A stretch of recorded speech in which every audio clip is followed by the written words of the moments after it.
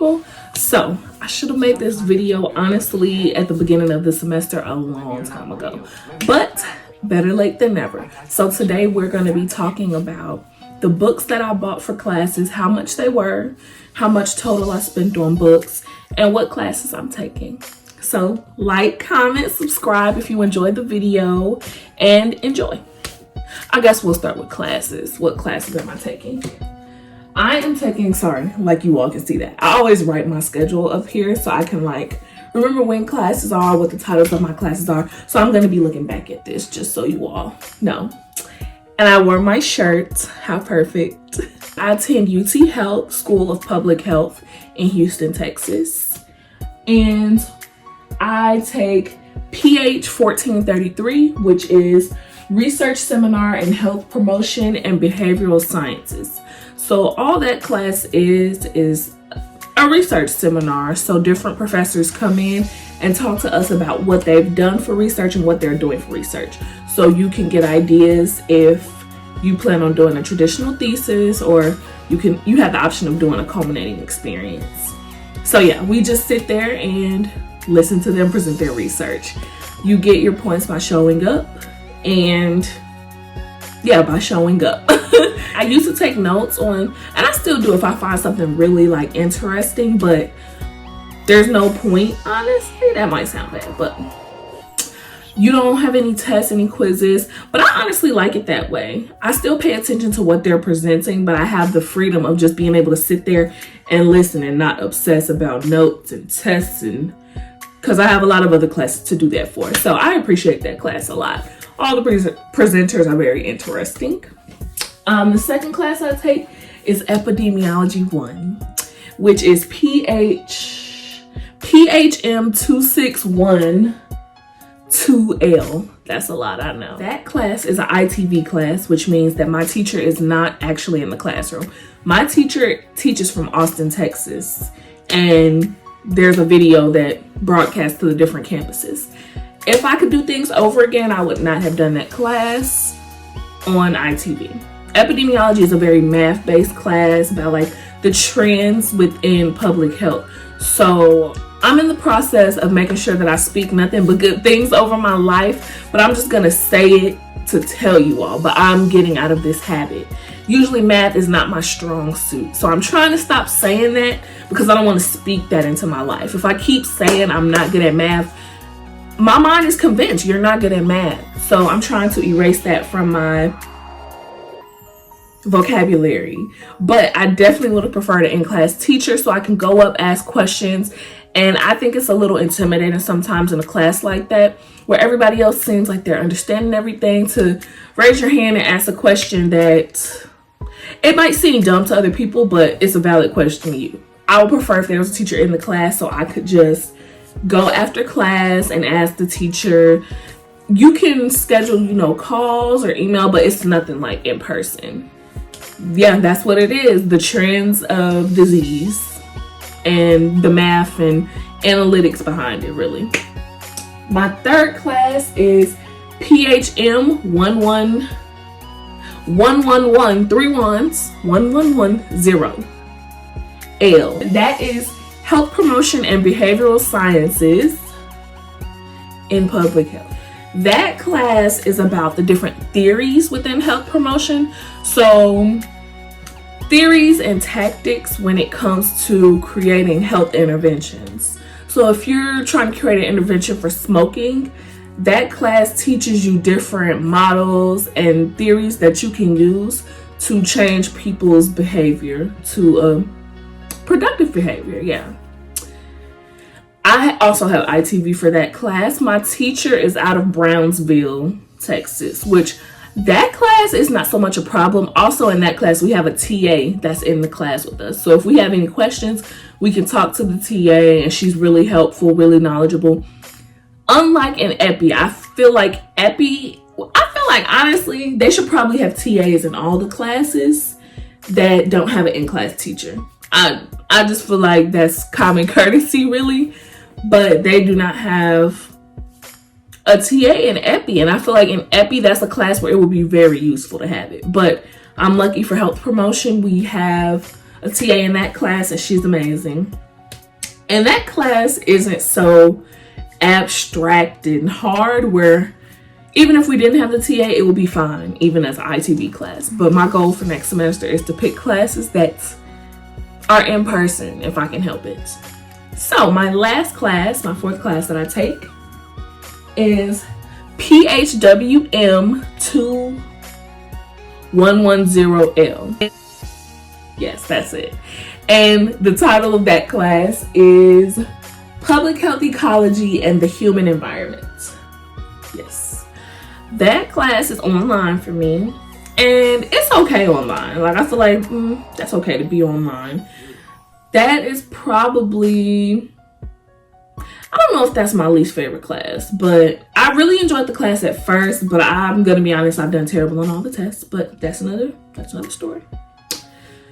I found the topics really interesting when we first started, but then they started getting really complex, and I'm not an environmental science person, so it's an adjustment for me. It's just one of the base classes that everybody has to take. But the title of that class is exactly what we learn about. We learn about environmental science, different like chemical exposures, and risk assessment of, like, different chemicals, natural disasters, pollution, stuff like that. All right, on to the books. Those are the classes that I take. I take 4.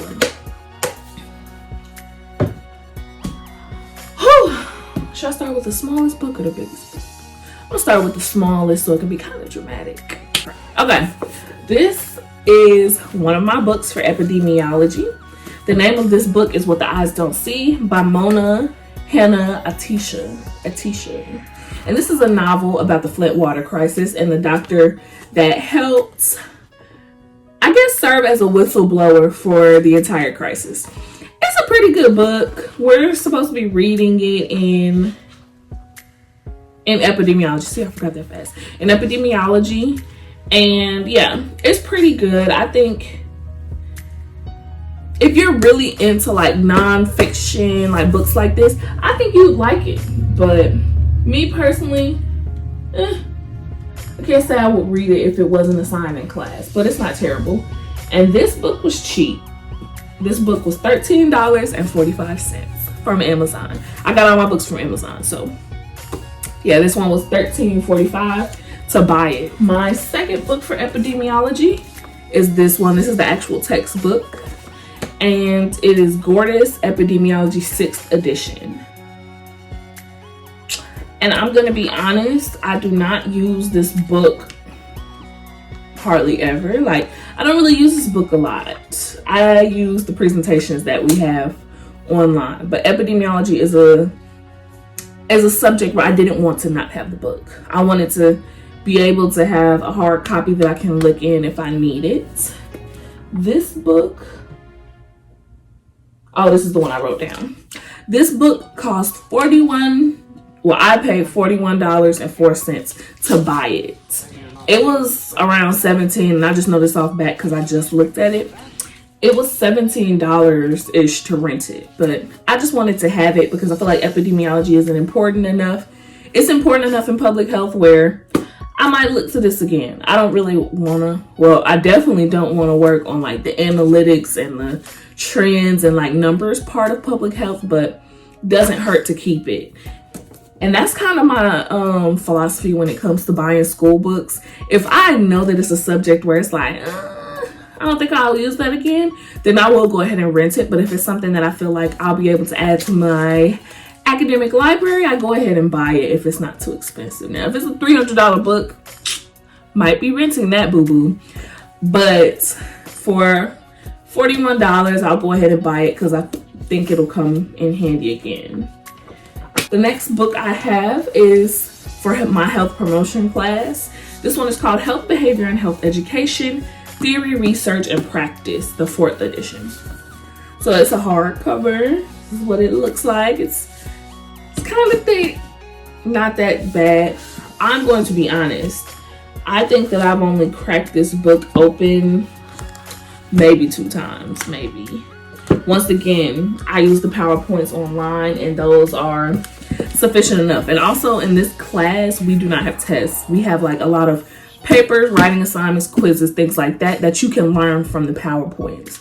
So if I felt like I still didn't understand, or that the PowerPoints omitted a lot of information, then I probably would have cracked this open. But I've been doing great. I have it in the class without looking in this book. But I think this book is important enough for sure for me to have. Like, these are all the theories and all the... I feel like this book is very important, but how the class is ran, I don't need to look to the book for much. And this book was cheap.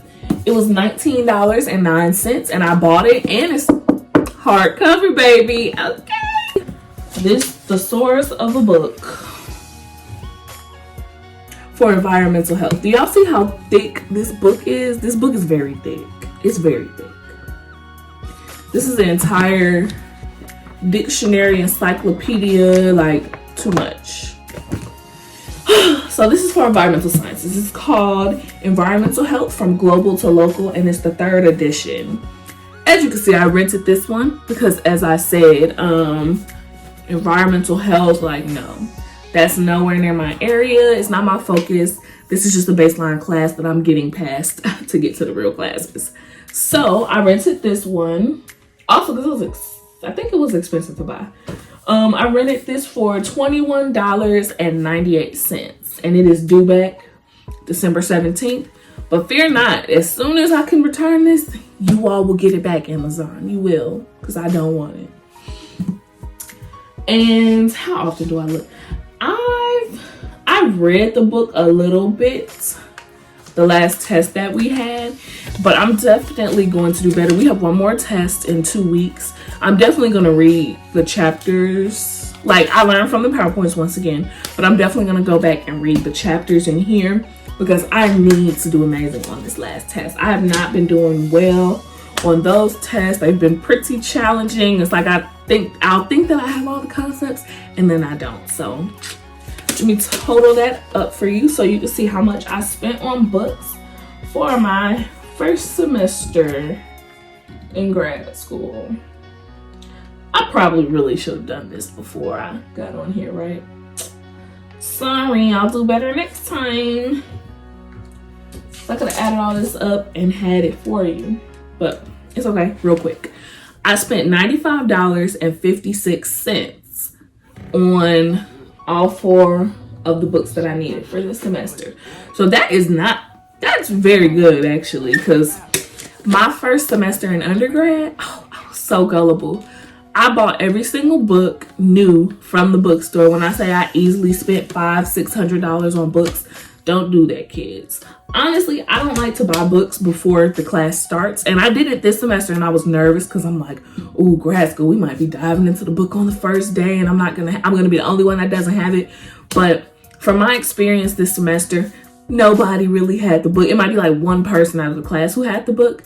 I like to wait until the teacher says, here's the book, blah, blah, blah, blah, because sometimes teachers might change their mind. They might have something different from what's on the syllabus. They might tell you, this is the book that I'm teaching out of, but you don't need it. Because honestly, what ended up happening for my health promotion class, this book, the hardcover book, hence why I don't use it a lot.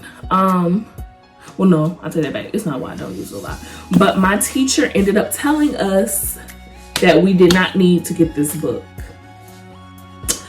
But by that time, I had already ordered it. So I'm like, you know what? Just send it on. But he said that this book, since I'm a health promotion major, this book will be useful in the future. I'm going to use it for another class. So I'm like, okay, bet. I already have it. So whenever I hit that class, I will be set already. But I honestly will wait until you go to your first class and just wait for the teacher to re-emphasize that you need this book for the class. So, yeah. I'm sorry that I took really long to make this video. This is for the people that are literally here for just the academics part of public health. You might not find this interesting if you're not into public health, considering public health, or going into public health. But even if you're not, throw a like. comment down below some tips that you all have for buying books. Some people buy from Chegg, some people go to different websites. So go ahead and drop some nuggets of wisdom down below for everybody that has to buy books, whether you're in undergrad, grad school, PhD. What are some tips that you all use to get your books for cheap? Because we do not have, well, we might have the money, but we do not want to spend all our coin on some school books. No. So help everybody out. Drop a tip below. What do you do? Do you buy books at all? Let us know. And once again, comment, like, subscribe. Thank you all so much for watching and have a beautiful day.